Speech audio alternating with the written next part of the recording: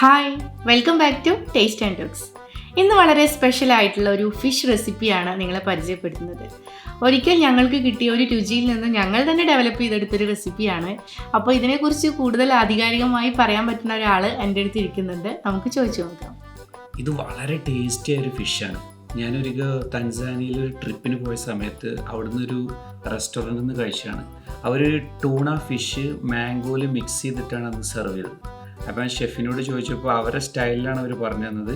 പക്ഷെ ഞങ്ങളത് സ്റ്റീമാക്കി കുറച്ച് ടെക്നിക്കൊക്കെ മാറ്റിയിട്ടാണ് ഇപ്പോൾ കുക്ക് ചെയ്തിട്ടുള്ളത്. വീഡിയോ കാണുമ്പോൾ മനസ്സിലാവും. പക്ഷെ നിങ്ങൾക്കൊക്കെ ട്രൈ ചെയ്യണം, നിങ്ങളെല്ലാവരും ട്രൈ ചെയ്യണം. നല്ല ടേസ്റ്റുള്ള ഒരു റെസിപ്പിയാണിത്. വളരെ ഈസിയാണ് കുക്ക് ചെയ്യാനല്ലേ. അപ്പോൾ നിങ്ങൾ എന്തായാലും വീഡിയോ കണ്ടിട്ട് നിങ്ങളൊന്ന് ട്രൈ ചെയ്ത് നോക്കാം.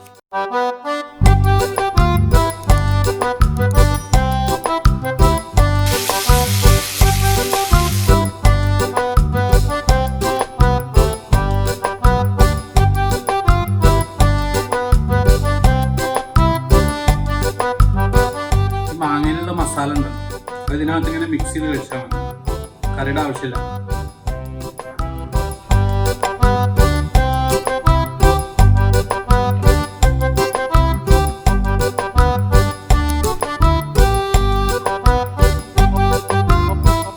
ഇന്നത്തെ നമ്മുടെ സ്പെഷ്യൽ റെസിപ്പിയായ ആവിയിൽ വേവിച്ചെടുത്ത മാംഗോ ഫിഷ് എങ്ങനെയാണ് ഉണ്ടാക്കുന്നത് നോക്കാം.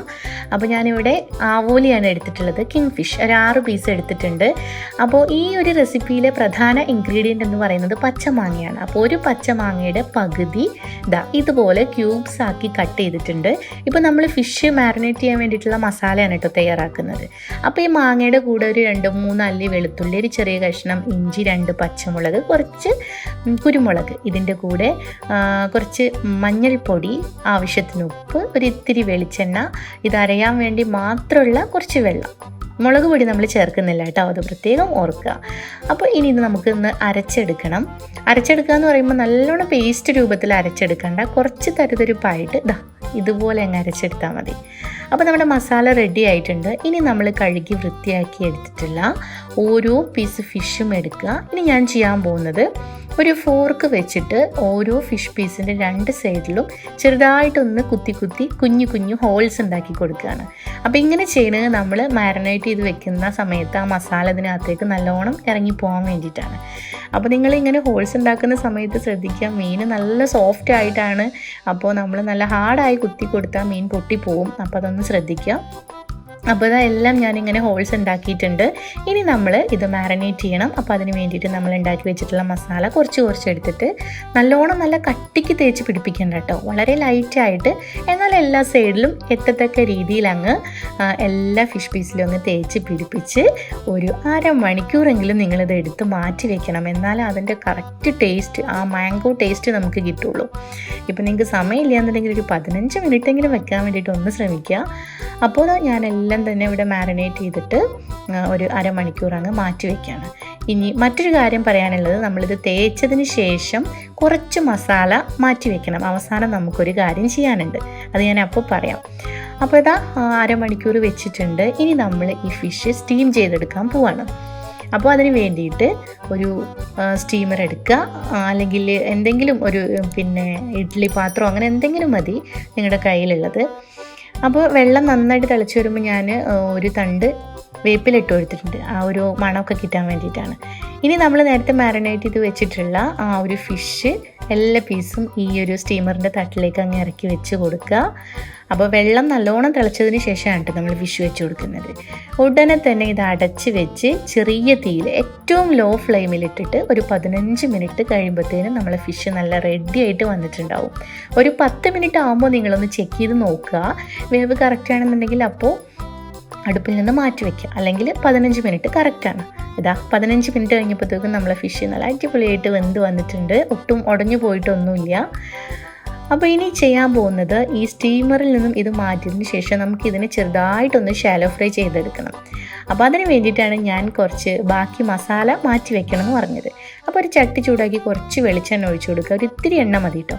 അതിലോട്ട് ഈ ഒരു മസാല ഇട്ടിട്ട് ജസ്റ്റ് ഒന്ന് സോട്ട് ചെയ്തെടുക്കുക.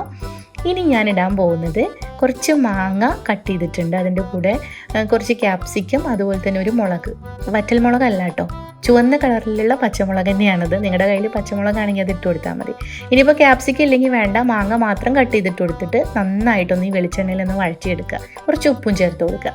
ഇനി ചെയ്യാൻ പോകുന്നത് നമ്മൾ നേരത്തെ സ്റ്റീം ചെയ്ത് വെച്ചിട്ടുള്ള ആ ഫിഷിൻ്റെ പീസൊക്കെ ഈ ഒരു ചട്ടിയിലേക്ക് അങ്ങ് ഇട്ട് കൊടുക്കുക. തീ നന്നായിട്ട് കൂട്ടി വയ്ക്കുക. വളരെ പെട്ടെന്ന് തിരിച്ചും മറിച്ചും ഇട്ട് കഴിഞ്ഞാൽ നമ്മൾ ചിക്കനൊക്കെ ഗ്രില്ല് ചെയ്തെടുക്കുമ്പോൾ ആ ഒരു സ്ട്രക്ചറില്ലേ, ആ ഒരു സ്ട്രക്ചറിലേക്ക് വരും. അതിന് വേണ്ടിയിട്ടാണ് നമ്മളിങ്ങനെ ഷാലോ ഫ്രൈ ചെയ്യുന്നത്.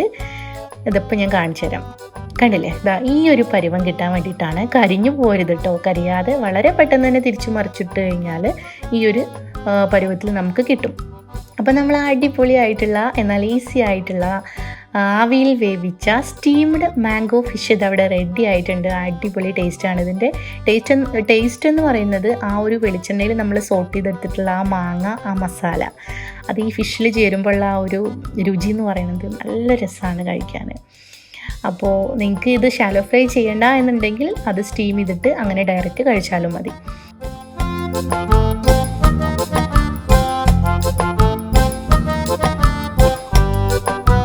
എങ്ങനെയുണ്ട് ടേസ്റ്റ്? അടിപൊളി. മാങ്ങയുടെ ഇതിൽ കറിയൊന്നും വേണ്ട, ഇതിന്റെ മസാല മാത്രം മതി ഈ ചോറ് കഴിക്കാൻ. അടിപൊളിയാ, സൂപ്പർ.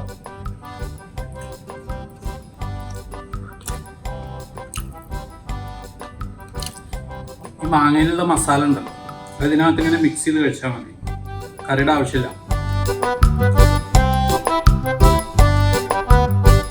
അപ്പോൾ നിങ്ങൾക്ക് ഈ സ്പെഷ്യൽ ഫിഷ് റെസിപ്പി ഇഷ്ടമായിട്ടുണ്ടെങ്കിൽ ഒന്ന് ഷെയർ ചെയ്യുക, അഭിപ്രായങ്ങളൊക്കെ അറിയിക്കുക. ചാനൽ ഇതുവരെ സബ്സ്ക്രൈബ് ചെയ്തിട്ടില്ലെങ്കിൽ സബ്സ്ക്രൈബ് ചെയ്യുക, സപ്പോർട്ട് ചെയ്യുക.